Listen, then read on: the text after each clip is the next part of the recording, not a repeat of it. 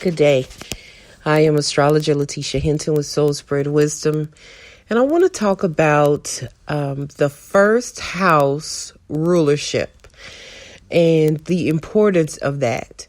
You know, you oftentimes hear people just discussing the fact that they have, a Taurus rising or a Gemini rising, and they build everything around that rising sign and identifying with that. And although that is important, the sign that is on the ascendant or, the first house cusp is very important. But to understand the direction of your life and the direction of how you move and, why you move the way you do, it is linked to the ruler of the first house. And the house that it is placed in is going to determine how you are moving your life. And the reason I say how you are moving your life is because the first house is the helm. It's the helm of the ship.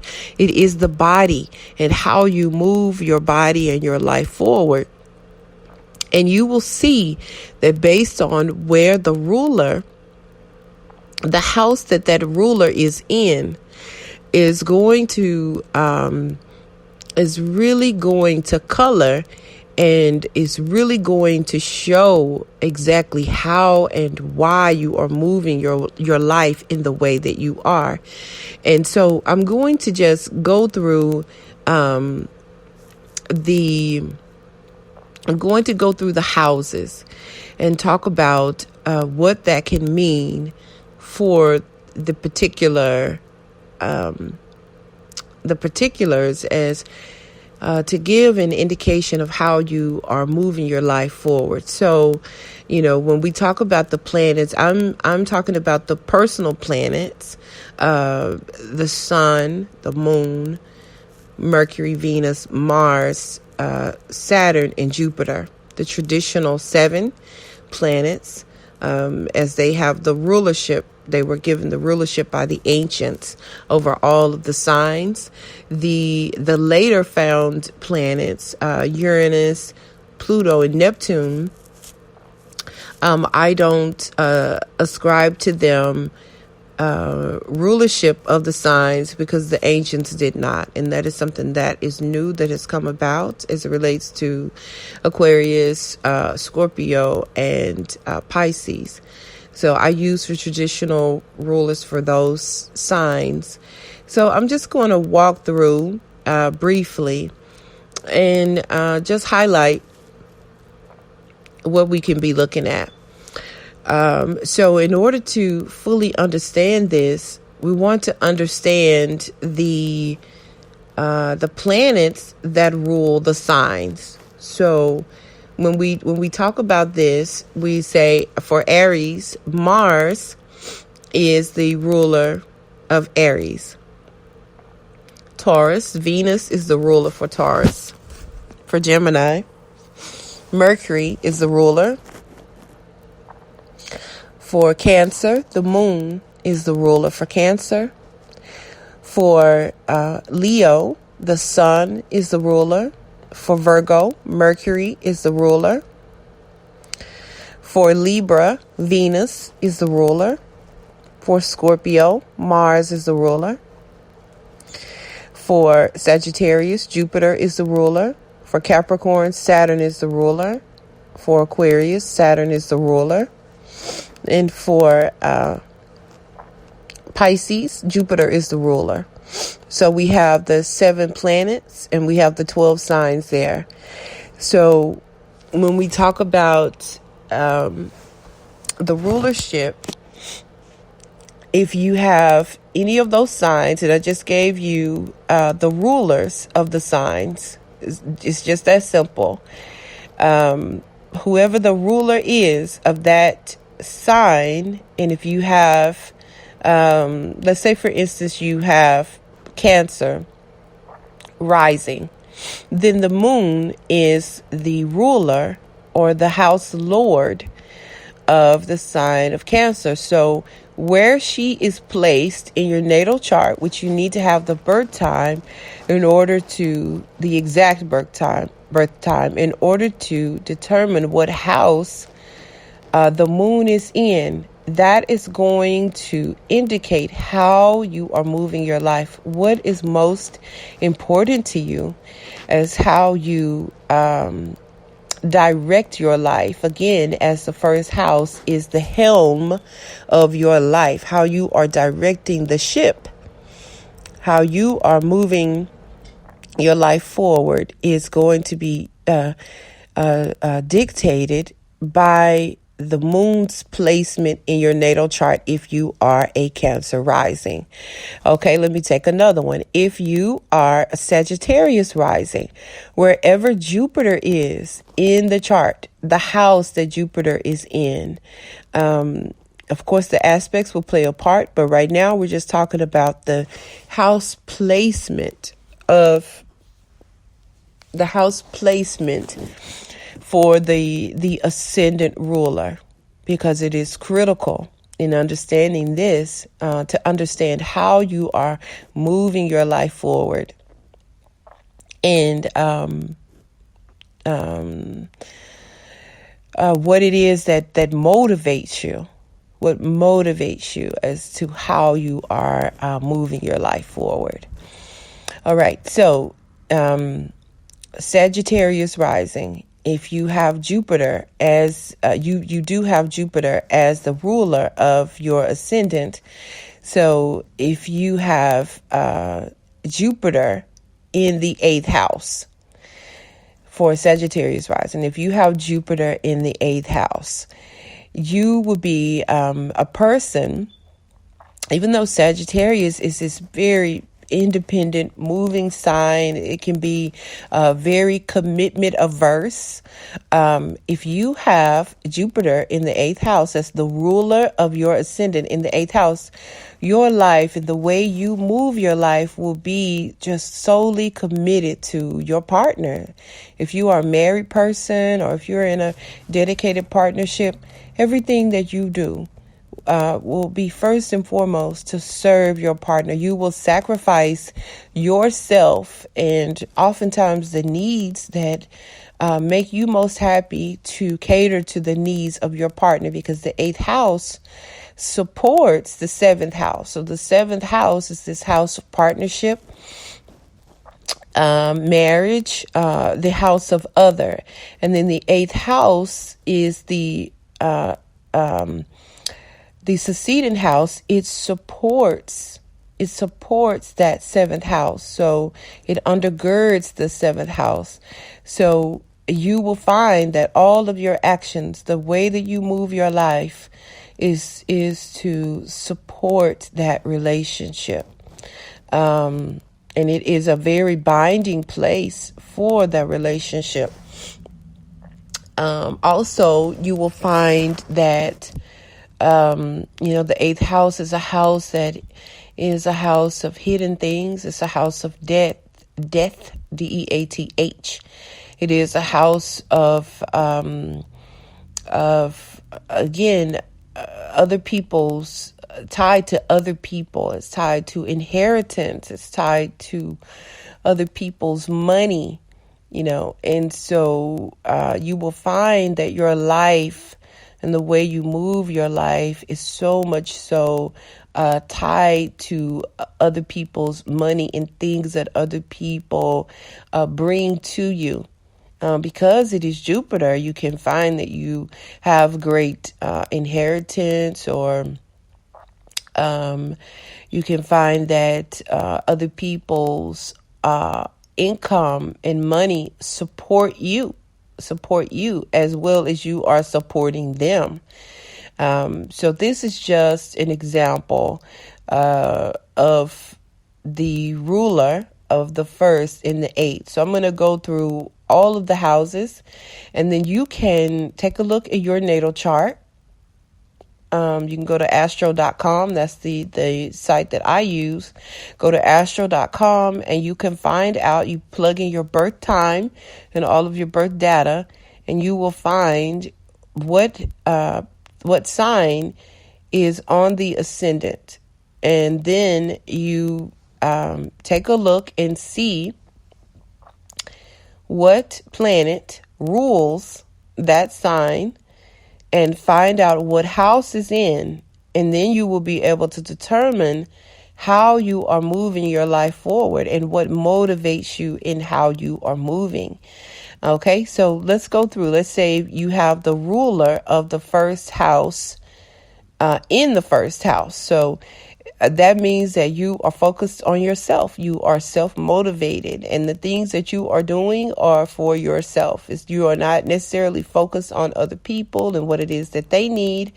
You are mainly focused on yourself and how it is that you can move your life forward. The actions that you take, you are thinking about yourself first more than anybody else. And you may often hear people say, you are so selfish. You are so selfish. You only think about yourself. These are terms that you may hear quite a bit when you have the ruler of the first house in the first house. If you have the ruler of the first house or the ruler of the ascendant in the second house, then you are focused on money, making money, how you can earn money. You can be really, really good at earning great income, and income can come to you easily. And that is your focus. It's how it is that you are going to gain more money through the work that you do, coming up with creative ideas, owning your own business, whatever it takes to gain money. That is your focus. Safety, security, money, good food, just having more money to sustain you, because the second house it sustains and supports the first house. So that's it. That is your main goal in life. That's the thing that you are focused on most all of the time, is how you can earn more money. And you can be very good at it, especially depending on the aspects and depending on the sign too. So I want to give an example of this. Let's say you are a Virgo rising and you have Mercury in the second house. So you're going to have Mercury in the sign of Leo in the second house. So if you are Virgo rising, the ruling planet for Virgo is Mercury. So you have the ruler of your ascendant, of your first house, in the second house, which is going to be in the sign of Leo. When we're talking about whole house signs, because that's how I read natal charts, I use the whole house. So that means that one whole sign takes up the whole house. So if you have Mercury, Virgo rising, you have Mercury in the second house in the sign of Leo. You are great at using your speech and using your mind and using a performance type way of speaking to earn income. You are possibly on the stage. You are possibly a speaker, because Virgo rising, you are very detail oriented. And then Mercury in the sign of Leo is about performance. It's about creativity. It's about being very open and showing, being a showman, a great showman in how you speak. You can paint the best stories. You can tell the best stories. You can paint the picture with your words for people. And through this, you are able to gain great income. You are able to make your income by being a very demonstrative speaker. Being able to also be a technical speaker, because you have Virgo rising in the sign of Leo. You are able to blend technicality with showmanship and make a good living off of it. Even being a great writer. You could be a great writer that is able to paint the picture. And this is a way that you can earn great income. Okay, so then if we, let's say you have, let's go to the third house, and you have the ruler of your ascendant in the third house. So let's give an example. Let's say that you are a Taurus rising. So if you are Taurus rising, and so Venus is the ruler of your first house, and you have Venus sitting in the third house. So then Venus will then be in the sign of Cancer. So if you have Venus in the third house, you're a Taurus rising. The Venus is in the sign of Cancer. And then, so Venus loves to be in the sign of Cancer. So Venus is going to dictate how you move. And so for you, Taurus rising, if you have the ruler of your ascendant in the third house, you are going to love to communicate. Third house is about communication. It's about siblings. It's about your neighbors. It's about aunts and uncles and cousins and the supportive people to your family. So the third and fourth house are closely knit because these are the extended people of your family. So you will have this great love for talking and communicating and nurturing your cousins, siblings, those people who are around you on that level. You will love to cook for them because we're talking about Cancer. And there is this great love and great heart for, your heart is open for your extended family member. So for, again, the Taurus rising person, if you have the ruler in the third house, or if you're not Taurus rising, if you have the ruling planet in the third house, your family is going to be most important to you. Is where you are going to move your life. We're talking about the helm. So how you move your life and the actions that you take, most everything that you do will be for your siblings. It will be for your aunts, your uncles, your cousins, your friends that you grew up with, your neighbors, and that part for you. They will bring you the greatest joy, and you will show the greatest love for them. And you will receive that in return because we're talking about Venus in particular with this Taurus rising. You will receive that in return coming back from them. This, all else being equal, we're not talking about aspects or any harsh aspects, but just Venus, the ruler of the first house, being Venus in the third house. It's the same would go for Libra rising because Venus rules Libra. So if there was a Libra rising person and then you had Venus, your ruling planet, sitting in the third house. So for Libra rising, that would be in the sign of Sagittarius. So you would have, again, everything that you do would be associated with the family, the way you move. The way you move would be about that, the cousins, the uncles, the siblings, all of that, everything that you do, the love that you show, how you move your life is going to be about them first and foremost. Okay. So then if we go to the fourth house, if you have the ruler of the ascendant in the fourth house, the way that you move your life is going to be about your family. It's going to be about your heritage, your ancestral line, your father's line, your family of origin. The way that you move is going to be tied to them. So you have someone who probably won't move away from home, won't move away because, again, the body and how you move, if you have the ascendant ruler in the fourth house, everything is going to be tied to how can I stay close to home, stay close to my father, stay close to my mother, take care of the family home, take care of the family land. I'm not moving too far away from my people because I need to be close to them. When you have the ruler of the first house and the fourth, okay? Then so if we have the ruler of the ascendant in the fifth house, the fifth house is tied to children and creativity and performance and sports and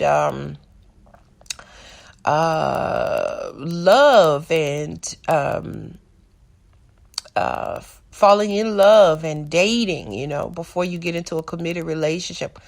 All of the good things of life, it is associated with the fifth house. It's this really great, fun, playful house. So if you have the ruler of the ascendant sign in the fifth house, then you are going to move your life in such a way that you love sports, you love to play, you love to gamble, you love falling in love, you love having sex and playful sex without necessarily the commitment of it, but just in the enjoyment of it. And you love being creative. You're a really super creative person. You move your life in such a way that these are the things that you are tied to. If you have children, your whole life is wrapped up around your children. They are the quintessential thing that stands out the most in your life. Everything that you can do for your children, taking them to soccer and taking them to football practice and helping them with arts and crafts and helping them be tap dancers and ballet dancers and all of this. Even you could be living vicariously through your children and just coming alive, seeing them come alive, can be shown when you have the ascendant ruler in the fifth house. So let's take I'm going to give an example for the fifth house. Let's see what sign we want to put on the on the first. So if we put Cancer rising on the ascendant, then the moon is going to come into the fifth house. And it's going to be in the sign of Scorpio. So if we have the fifth house, we have the first house, the ascendant ruler, which is Cancer, and the moon rules Cancer. So the ruler of the first house, the ascendant, is coming into the fifth house. So we have a parent who has a moon in the sign of Scorpio. So we have a parent here who is extremely intense about their children, can be extremely controlling of their children, extremely protective. When you have a Scorpio moon, this is someone who is really protective, and they move their life in this way. Everything that they are doing as a Cancer rising, it was about nurturing and protecting their children and their family, and they will fight you to the death for their children. So this is an example of the first house, or the ascendant ruler in the fifth house. Then if we have the ascendant ruler coming into the sixth house. So the sixth house is one of the most challenging houses from the first house, because when we look at the chart, if I do this as a recording, which I may do this as a video recording later to just further talk about this. If you would like to see this further, then just let me know. Leave me a comment, and then I can do a visual explanation of this on my site, because then we can see how it is difficult for the body to see the sixth house the way that it is set up on the wheel in the chart. And that's what makes it one of the most challenging houses. And the ancients call this house the joy of Mars. The sixth house is the joy of Mars. So it is a Martian type house. It is a house that is associated with sickness and challenging things and servanthood and daily activities that are monotonous and challenging and health issues, and this is what the sixth house is associated with. So when we have the ruler of the first of the ascendant in the sixth, we have a life that is focused on health, and you can find that there are health challenges often through the life. Depends on the planet, where we can see what some of the health issues might be, or where they might show up in the body.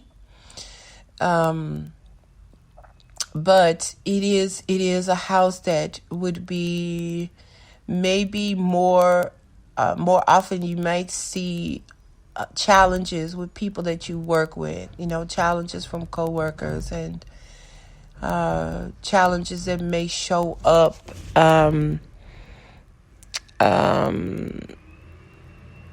depending on the sign. So let me give an example. I really need to. So let's say we have Leo rising with the sun in the sixth house. So this can be a life where you find lots of challenges with the father figure, or with males in general that come into your life, or managers that you have, or if you may have just combative situations where there is competition that you may find constantly with them, misunderstandings, with male figures, issues of power and control, because again, this is a house of Mars. On the physical, you may have issues with the eyesight because the sun is associated with the eyes. You may have issues with vision, health issues with your vision that may come up in life. Glaucoma or things like this may show up with the sun in the sixth, the ruler being the sun. This is for Leo rising. If you have the sun in the sixth house, you could also have issues just surrounding where you want to shine, because the sun, of course, being the ruler of Leo, being able to express itself and being able to lead its life is what Leo wants. It's the leadership sign. It needs to be in the forefront. And so being in the sixth house, you may not be able to see yourself forward as how to lead your own life and how to perhaps get out of a subservient situation.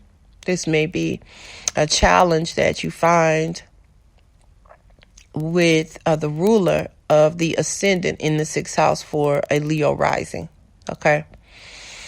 And so these are just some of the challenges that could show up. And then your father, you may have, your father may have chronic health issues that show up when you have the sun in the sixth for a Leo rising, or your supervisor or your boss or your manager may have chronic health issues that show up.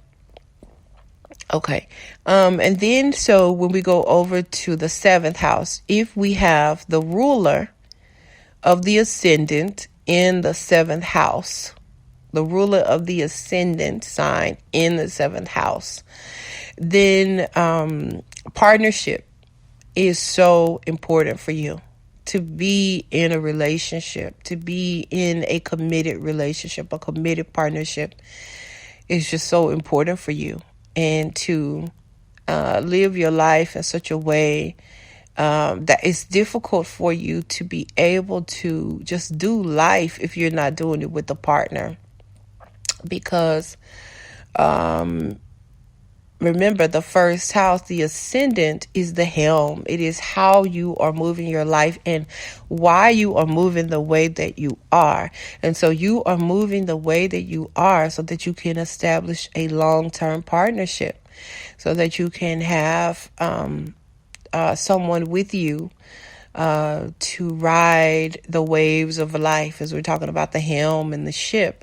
And you want someone with you to be able to ride life out. You don't feel comfortable just taking on anything really by yourself. You do great with teams. You are that person that's like, I need a teammate. I need someone to help me put this project together, do that project. And it doesn't even have to be, it will be about partnership, relationship, partnership, marriage, and, long-term partnership like that. But it will also be doing great as far as business partnerships, being able to be in a business partnership. You will do pretty well with that. Now, we're not looking at aspects. You could have some challenging aspects that will mitigate this, but just the ruler of the first house being in the seventh, this is something that you can definitely see. We talked earlier about the ruler of the first house or the ascendant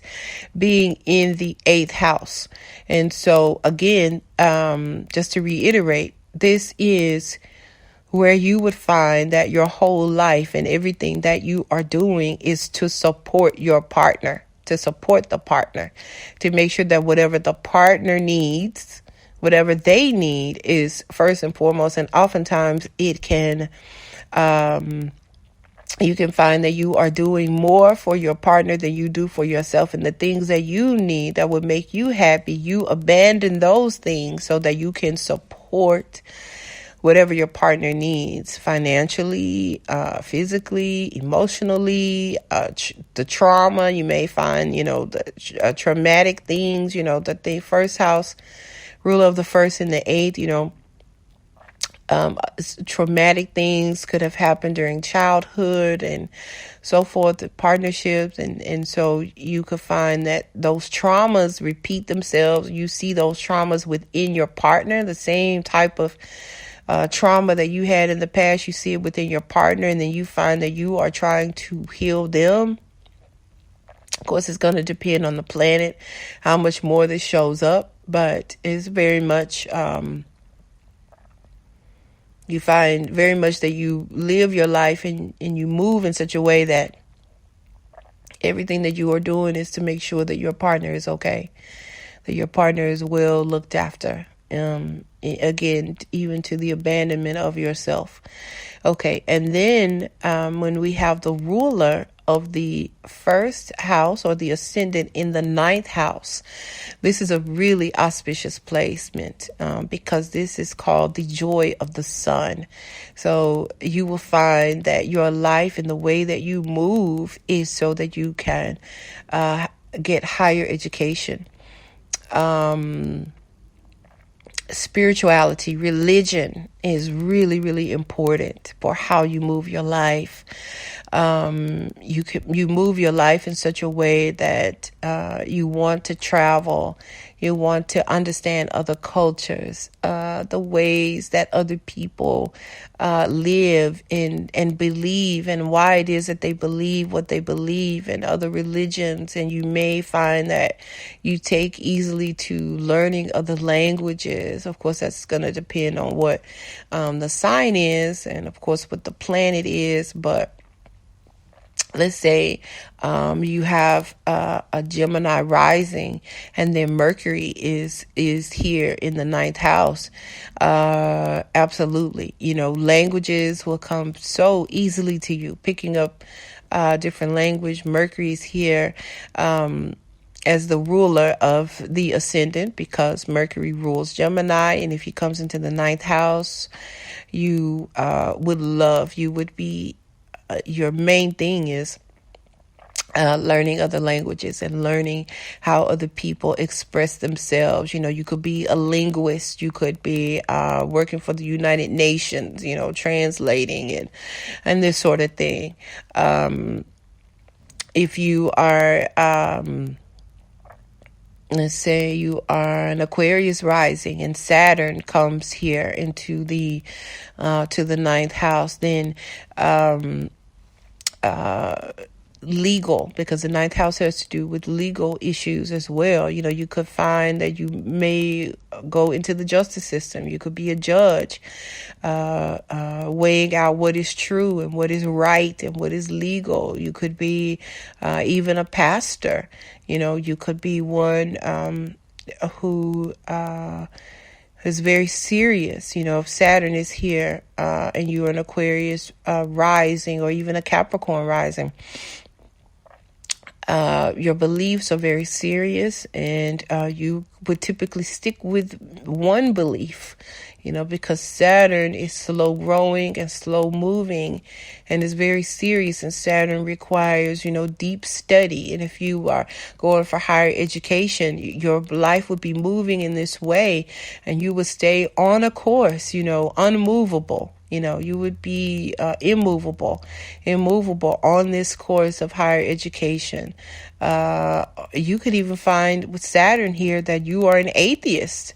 You would be someone, it would be difficult for you to believe in God, because Saturn brings restrictions, talking about the ruler of the ascendant of Aquarius or Capricorn, which is Saturn, in the ninth house, the house of beliefs and so forth. So then let's go over to if you have the ascendant ruler in the 10th house. So if you have the ascendant ruler in the 10th house, then you definitely want to be a leader. You are a leader. You need to have autonomy. You need to be running your own ship. You want to be seen in the public. You need to be seen. You need to be heard. You need to be recognized.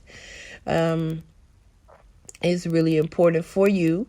And you are seen and you are recognized because you have the ruler of the helm in the 10th house for all to see. So whoever you are and whatever it is that you are about, you are moving your life in such a way that you will be seen, that you will be on top, that you will be not controlled by anyone else, because the 10th house is the highest point of the chart. So you have the ruler here. So for you, it is important that you are in control of your own life and that no one else is dominating you or telling you what to do or dictating to you which way you need to go. You are self-decided and are moving your life always towards being independent, towards making your own decisions,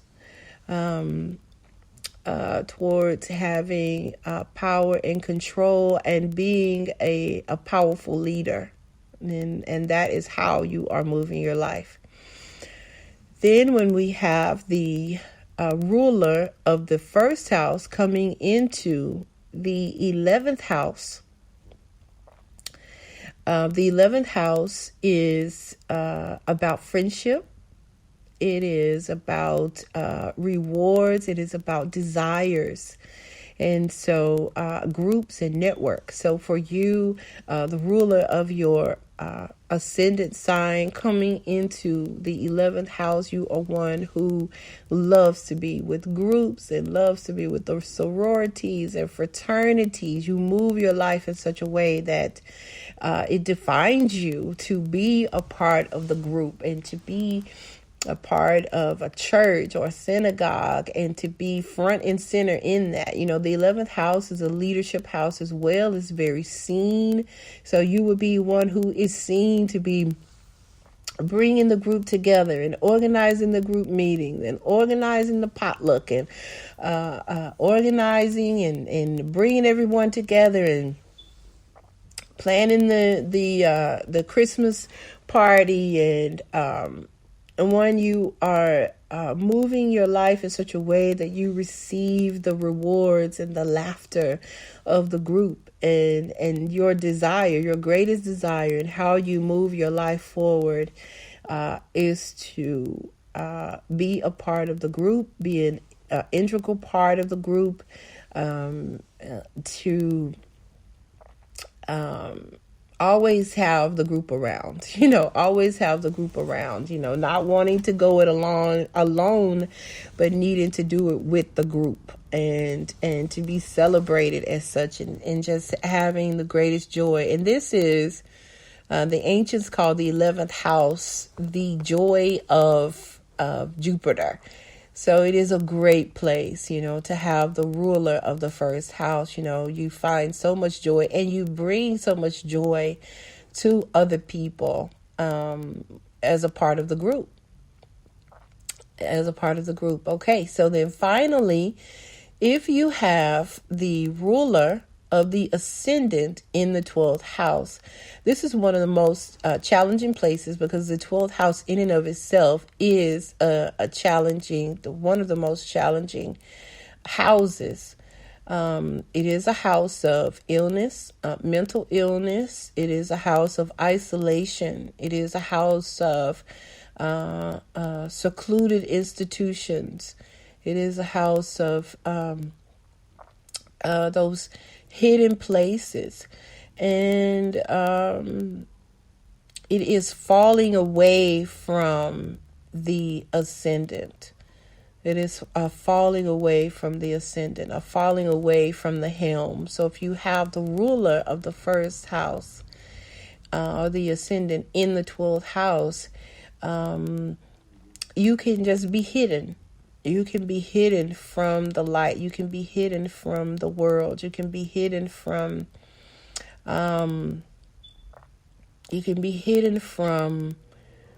feeling like you are seen by others, and there can be just a longing from you to be heard, to be seen, to be understood. You can feel that you are oftentimes ignored.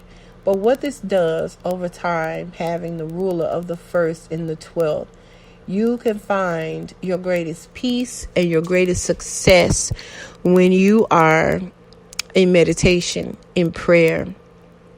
It is through spirituality that you find your greatest peace within yourself.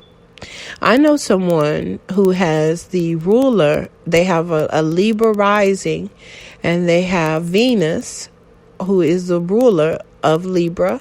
They have Venus in the 12th house. So they have the ruler of the ascendant in the 12th, and this Venus. And they work as a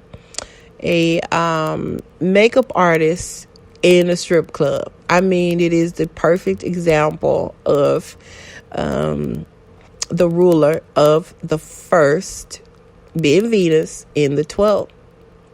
In the 12th house in Vedic astrology is associated with hidden bed pleasure. So we have the strip club, this hidden bed pleasure place. It's tucked away. It's operating in the dark at night. And so she is tucked in the back room doing beautiful makeup for the ladies of the night, the ladies who are moving their bodies in this secret way.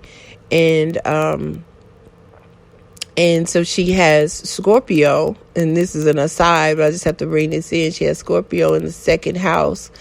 And so the way that she earns her money is in this very scorpionic way. So all of it is linked to this 12th house. Okay, so I just wanted to share this with you. I thank you for listening. If you have any questions, then write me. If you would like for me to do a video on this and just walk it through with more visuals, then I definitely can do that.